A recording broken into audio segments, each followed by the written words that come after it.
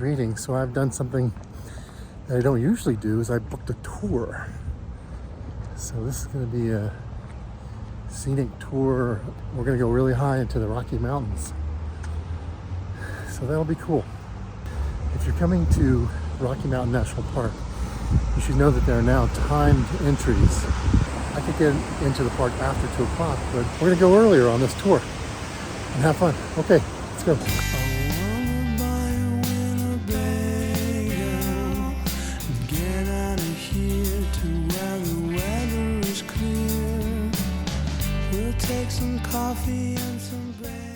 When last we met, humans and Gugu-Gee-ans, I was in the Valley of Dreams in Navajo Nation land.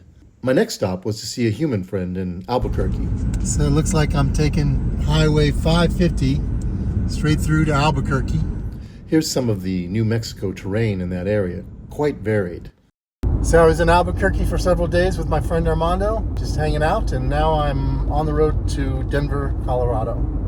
I didn't really videotape my adventures in Albuquerque. That was just between me and my friend. But you've seen Armando before. I know who that guy is. That's CLORG. And here's more of the beautiful terrain on the way to the Colorado border.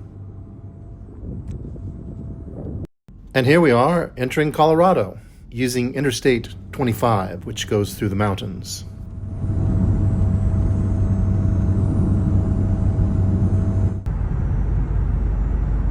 I left my camper at a hotel in Denver and drove to Estes Park, a beautiful little city that serves as the entrance to the Rocky Mountain National Park. I decided not to camp in the mountains this time around, and therefore put a little less wear and tear on my Jeep while towing the camper.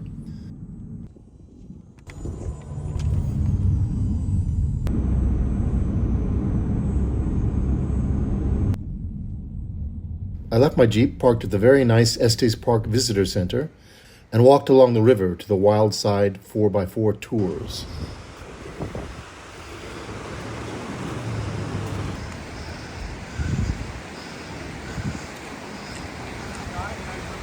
Coffee shop right here by the river.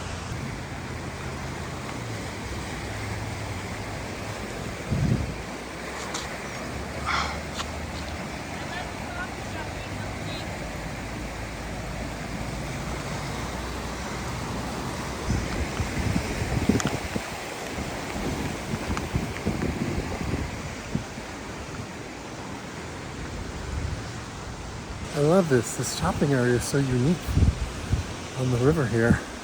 Nothing like the sound of a river either.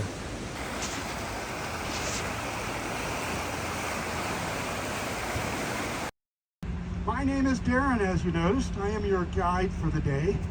I have been involved with ecological restoration for the last 30 years as a profession, and then doing sports and wildlife photography for 30 years too, on top of that.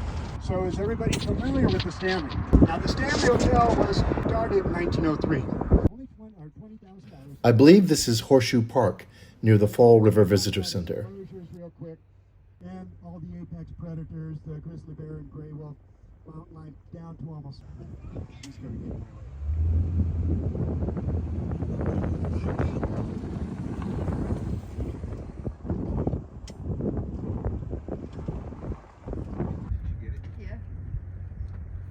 It's a moose. Rocky Mountain National Park is about 415 square miles, and there are 200 moose in that 415 square miles, so the odds of catching one is usually pretty thin.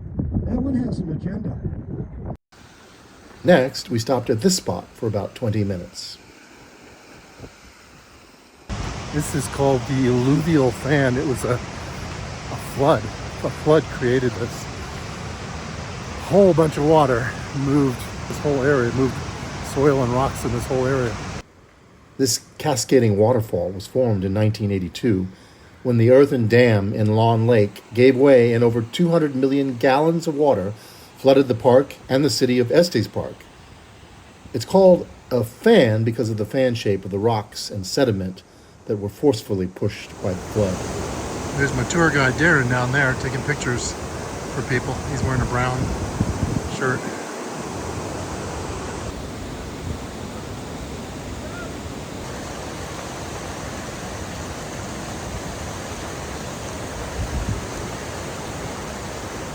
cool. I believe this is Indo Valley, and I'll return here later in the day, well, next episode, to see the picnic area. This was a cool little seasonal waterfall that our tour guide, Darren, knew about. One thing I did get from this tour was a taste of some places I wanted to visit in more detail later.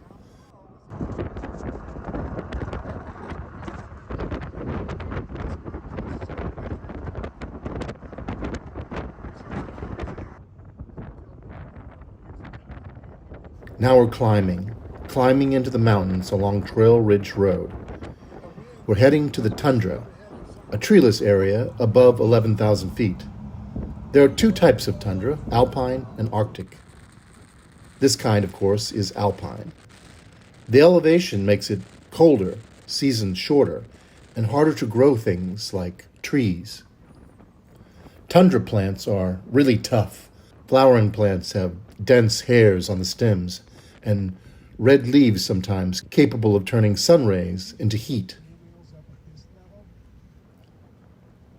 About a third of Rocky Mountain National Park is considered tundra, and so therefore it is one of the largest examples of this type of ecosystem in the United States.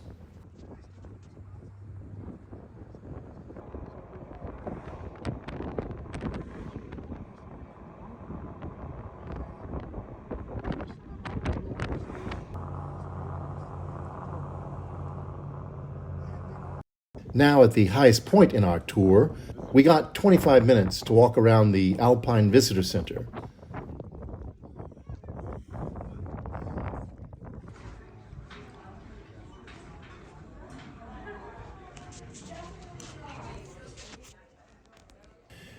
Here we are inside the gift shop and cafe of the Visitor Center.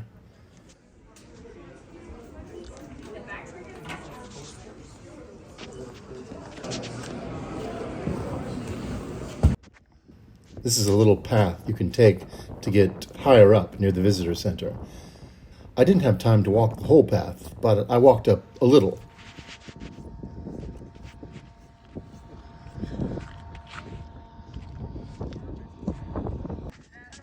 Here's something highly unusual to see. This coyote has a marmot in its mouth.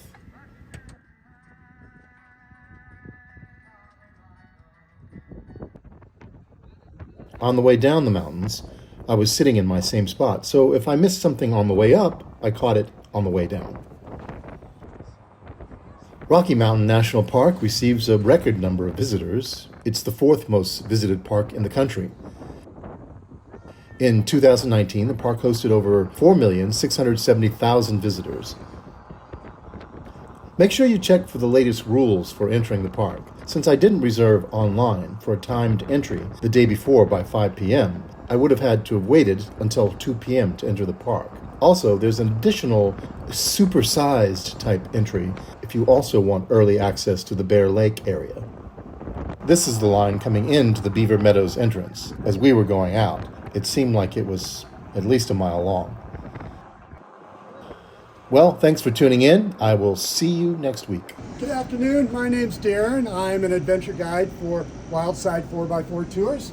So we have two different types of tours. We take this vehicle, seats 12 people, through the national park. We try to get up to the Alpine Visitor Center and then take photo tours on the way up and all the way down. So we try to find some elk and moose, and sometimes we're lucky to see a coyote carrying a marmot around forever. Yeah, like today. Like today. That was quite unusual. I had not ever seen that.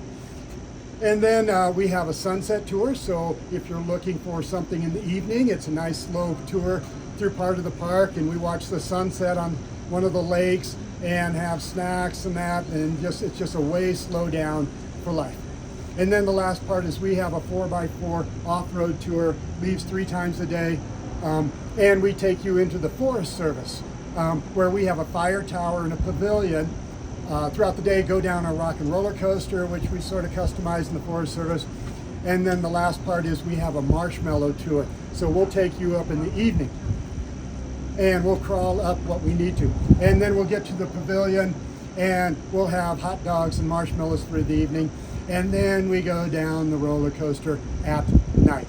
So we have Toyota Tundra trucks that seat 4 people. So check out Wildside 4x4 tours. All right, great. Well, thanks, Darren. I had a fun time today. Oh, I appreciate it. It was great. All right. By the way, very quickly, if you like the show, consider Buy Me a Coffee to help support the show. Buy Me a Coffee is a great way for creators and artists to accept one-time support or membership ongoing from their fans for the price of a coffee. Go to buymeacoffee.com/brainfire to help the show. Thank you.